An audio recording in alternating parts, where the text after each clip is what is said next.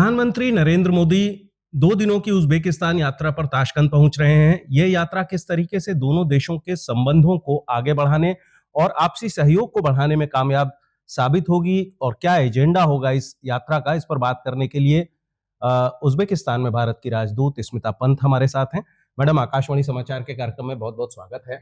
नमस्कार। ये यात्रा किस तरीके से दोनों देशों के संबंधों को नई मजबूती देने जा रही है? रिलेशनशिप ऑलरेडी बहुत अपवर्ड ट्रैजेक्टरी में है। 2011 में स्ट्रेटेजिक पार्टनरशिप फौज हुई थी। उसके बाद 2015 में प्रधानमंत्री जी का पहला दौरा हुआ था।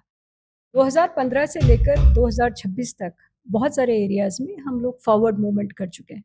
चाहे आप ट्रेड की बात करें, इन्वेस्टमेंट की बात करें, डेवलपमेंट कोऑपरेशन की बात करें, डिफेंस कोऑपरेशन की बात करें। अब देखिए, ट्रेड में ही करीबन 300% इंक्रीज़ हुई है 2015 से। As far as investments are concerned in Uzbekistan, जो हमारे करीबन 2.9 मिलियन इन्वेस्टमेंट था, आज की डेट में मोर देन 1 बिलियन हो चुका है।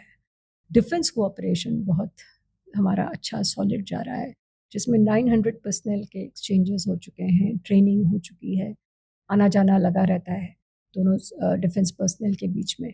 हमारी एक बायलैटरल एक्सरसाइज शुरू हुई है, जिसका जो 6th बायलैटरल एक्सरसाइज अभी अप्रैल में उज़्बेकिस्तान में हुई। तो सारे एरियाज़ में एक विजिबल कॉन्स्पिक्युअस बढ़ोतरी हुई है। जी। मैम, अगर हम देखें तो दोनों देशों के बीच आपने व्यापार की बात की, लेकिन जो एक टैरिफ को लेकर के चिंताएँ हैं और दूसरी जो कनेक्टिविटी को लेकर के चिंताएँ हैं। ये लैंडलॉक्ड कंट्री है। ईरान युद्ध के बाद जिस तरीके के माहौल है और जिस तरीके से सामान के आने की लागत बढ़ती है, चाइना के रास्ते सामान आता है, यहाँ जो हमने व्यापारियों से बात की, तो उस तरीके की जो समस्याएँ हैं, जो हर्डल्स हैं, जो ऑब्स्टेकल्स हैं, उसको ओवरकम करने के लिए क्या नज़रिया रहेगा और क्या इस पर बातचीत होगी? हाँ, इस पे बात होगी। देखिए, डिस्पाइट कनेक्टिविटी बॉटलनेक्स, देखा जाए तो इंडिया और उज़्बेकिस्तान नेचुरल मार्केट्स हैं। हम ज़्यादा निर्यात कर सकते हैं। हम equipment, machinery, textile machinery, chemical, dies, surgical equipments, इसको हम एक्सपोर्ट कर सकते हैं। हम उनसे ज़्यादा इम्पोर्ट भी कर सकते हैं, बिकॉज़ ये रिसोर्स रिच नेशन है। बट आपने बात सही की कि स्टम्बलिंग ब्लॉक जो है, वो है कनेक्टिविटी है। तो इसको लेके दोनों लीडर्स बात करेंगे, देखेंगे कि क्या किया जा सकता है। How can we in the long term resolve this issue. बीच में जब ये प्रॉब्लम आ रही है, तब कुछ-कुछ आइटम्स के लिए कार्गो फ्लाइट्स भी इंडिया और उज़्बेकिस्तान के बीच में शुरू हुई। बट इकोनॉमिकली वो लॉन्ग टर्म में सस्टेनेबल या वायबल वायबल नहीं नहीं है। नहीं नहीं है। तो हम क्या कर सकते हैं, कनेक्टिविटी के बॉटलनेक को कैसे एड्रेस कर सकते हैं, इस पे भी स्पेसिफिक कॉन्क्रीट डिस्कशंस होंगे। जी। एक रक्षा के क्षेत्र में काफ़ी सहयोग है दोनों देशों के बीच में, मिलिट्री एक्सरसाइज़ भी होती है। पूर्व सेना प्रमुख जो है वो भी आ चुके हैं। ये कितना मज़बूत होने की उम्मीद है? क्या उस पर नज़र रहेगी? क्या उस पर कुछ बात होगी इस जो आने वाली यात्रा है प्रधानमंत्री जी की उसके दौरान? और हाल के वर्षों में किस तरीके से उज़्बेकिस्तान जो है भारत का नया रक्षा सहयोगी जो डिफेंस पार्टनर है, वो बन कर के उभरा है? देखिए, डिफेंस और सिक्योरिटी जो है, वो एक बहुत इम्पोर्टेंट एरिया है बायलैटरल हमारी जो स्ट्रेटेजिक पार्टनरशिप का। मैंने आपको बताया कि डिफेंस एक्सचेंजेस हो रहे हैं, बातचीत भी होती आई है। चीफ ऑफ आर्मी स्टाफ, जैसे आपने कहा, 2024 में आए थे। उन्होंने एक आईटी लैब इनॉग्रेट किया था। हमारी एक 3 member Indian technical team, army की जो टेक्निकल टीम है, वो इनकी जो यूनिवर्सिटी ऑफ मिलिट्री सिक्योरिटी वहाँ पे डिप्लॉयड है पिछले 2 साल से। आर्टिफिशियल इंटेलिजेंस और साइबर सिक्योरिटी के कोर्सेज़ इम्पार्ट करती है। तो defence and security will be of course discussed, इस पे डिस्कशंस होंगे। और to repeat what I have said, ये बहुत इम्पोर्टेंट एरिया ऑफ कोऑपरेशन है दोनों साइड्स के बीच। वार्ता के जो व्यापार की बात हो रही है मैम, कुछ आप ऐसे खास क्षेत्रों का बार-बार ज़िक्र होता है जिसमें रेयर अर्थ मिनरल्स हैं, आगे जो भविष्य में टेक्नोलॉजी है वो बहुत कुछ उस पर निर्भर करती है।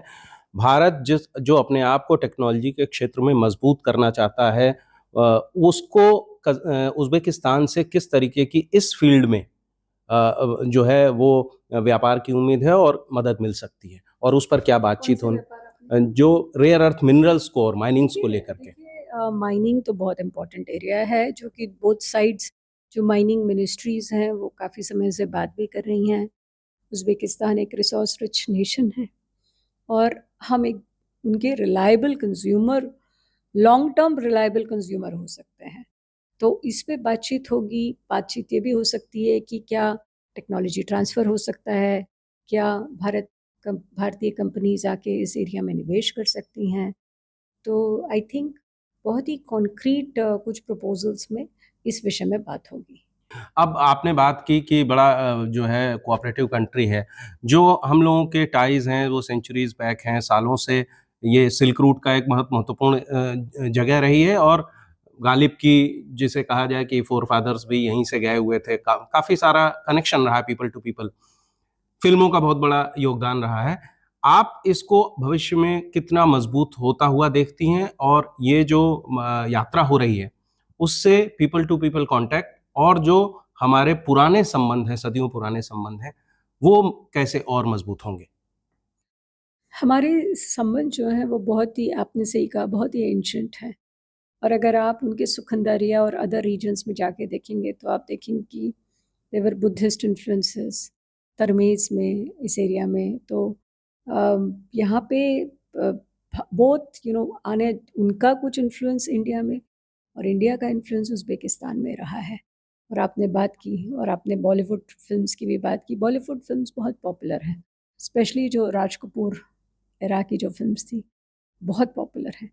तो और उसके जो दे रेजोनेट, उनको जो बॉलीवुड की फिल्म्स हैं और हमारे जो सीरियल्स हैं उसमें जो फैमिली वैल्यूज़ हैं, वो हमारे उज़्बेक फ्रेंड्स की वैल्यूज़ के साथ रेजोनेट करते हैं। ये विज़िट बहुत इम्पोर्टेंट है in the context of people to people links, because कुछ इस तरह के एमओयूज़ और एग्रीमेंट साइन करेंगे होंगे, जिससे पीपल टू पीपल लिंक और स्ट्रेंथन होगा। जी। स्मिता पंत मैम, आपने जो है हमारे साथ आकाशवाणी समाचार के साथ इस यात्रा को लेकर के विस्तार से बातचीत की। आपका बहुत-बहुत धन्यवाद। धन्यवाद।